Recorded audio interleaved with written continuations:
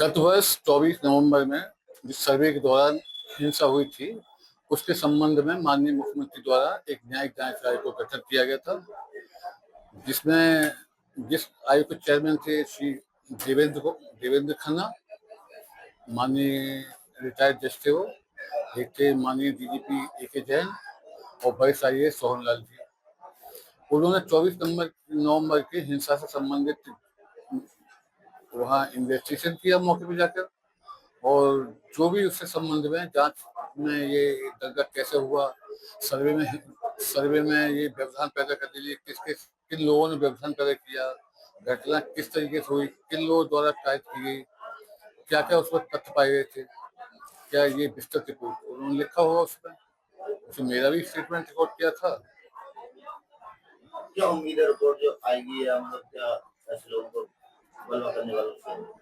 ये तो कॉन्फिडेंस चीज है, मौके पर उन्होंने अपने क्या देखा होगा, रिपोर्ट में सब क्लियर किया होगा। ये तो रिपोर्ट वही बताएंगे।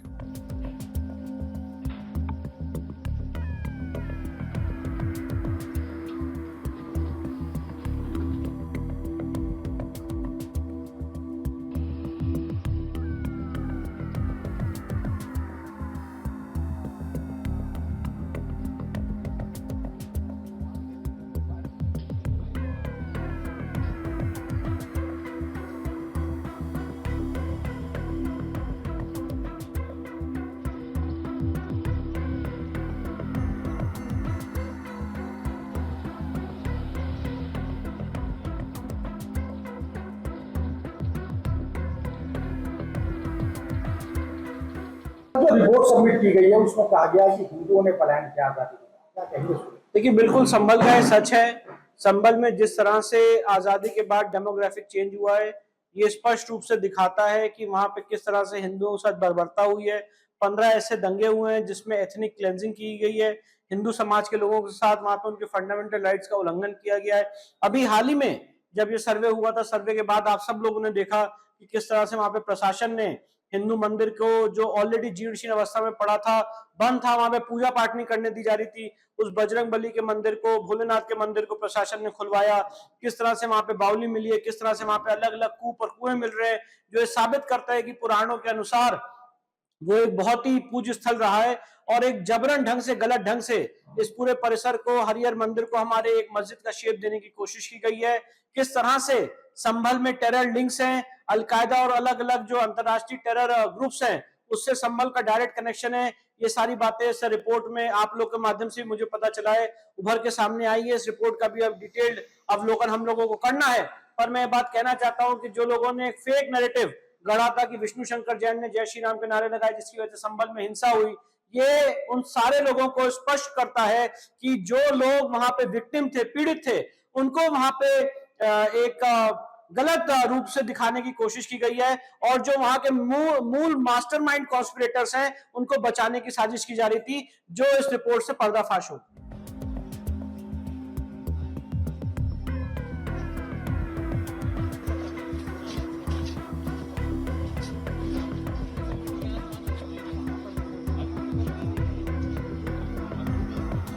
शाही जामा मस्जिद हरिहर मंदिर को लेकर कि 24 तारीख में विवाद हुआ था, तो उसमें एक न्यायिक जांच ने रिपोर्ट अपनी सौंपी है मुख्यमंत्री जी को। क्या आशा है, क्या उम्मीद है?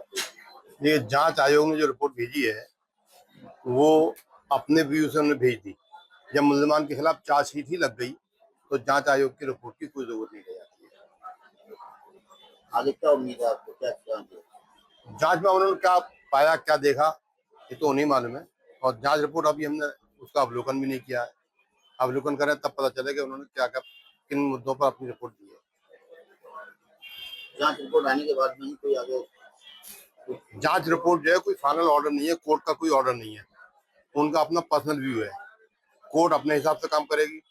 जांच आयोग ने रिपोर्ट दे दी, उस पर प्रशासन या एडमिनिस्ट्रेशन जो सोचता है वो अपने काम करेंगे। क्या उम्मीद है फिर बात की? किस बात की? आगे जांच रिपोर्ट में जो भी आता है। जांच रिपोर्ट जो मैंने बताया कि फाइनल आदेश नहीं है और उस ब्याह पर कोई कार्रवाई नहीं की जा सकती किसी के खिलाफ। देखिए, मेरी जानकारी में अभी आया है कि माननीय मुख्यमंत्री जी को रिपोर्ट एसआईटी ने सौंप दी है, लेकिन उसके अंदर उन्होंने क्या लिखा है, क्या रिपोर्ट दी है इसके बारे में अभी कोई जानकारी नहीं है। बयान हमने भी अपने दर्ज कराए थे SIT के सामने।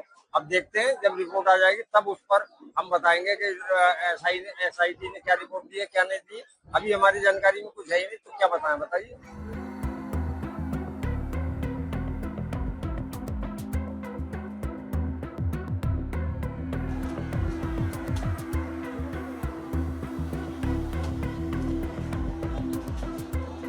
सर्वे के दौरान जो 24 नवंबर 2024 को एक जो सवाल हुआ था, उसमें न्यायिक जांच ने अपनी रिपोर्ट केस मुख्यमंत्री जी को सौंपी है, उसमें क्या आपको जानकारी है? नहीं, जांच में जो उन्होंने पाया होगा, 3 अधिकारी थे उस जांच आयोग में।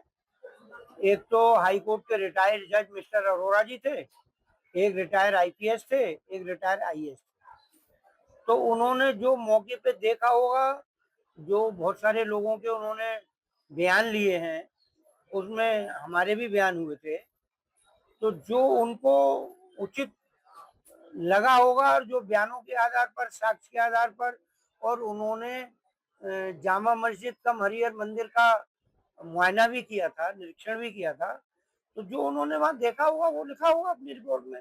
और जो लोगों ने अपने अपने साक्ष्य दिए होंगे, दोनों पक्षों के साक्ष्य लेके जो उचित होगा वो रिपोर्ट दी होगी। रिपोर्ट सौंपने के बाद में आपको क्या लग रहा है, बाद में क्या आना है, क्या नहीं, रिपोर्ट सौंपना एक अलग विषय है। अब उस पर निर्णय तो शासन को लेना है। उन्होंने अपने जांच आयोग ने जो जांच में पाया उस आधार पर अपनी रिपोर्ट दे दी।